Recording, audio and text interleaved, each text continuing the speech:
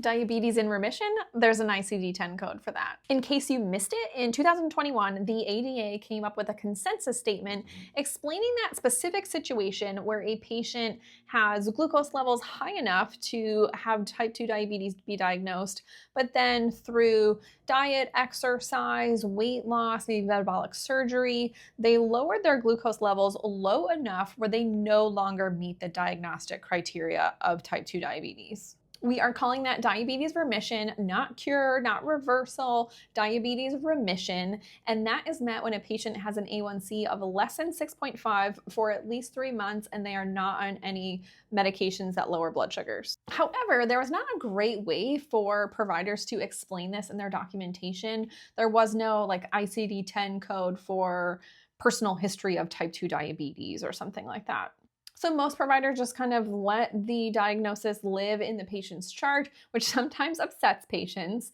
But the other situation isn't great either. If they just get rid of the diagnosis like nothing ever happened, that's not really explaining that the patient does clearly have some sort of beta cell dysfunction, and we should really be on high alert for them to kind of redevelop diabetes, if you will. So October 1st, 2025, all of this has changed. There is a new ICD-10 code, E11.A, and this is type 2 diabetes with no complications in remission. I think it's great that diagnosing providers now have the ability to better explain the patient's situation. However, this does potentially cause some problems, specifically for registered dietitians and medical nutrition therapy coverage.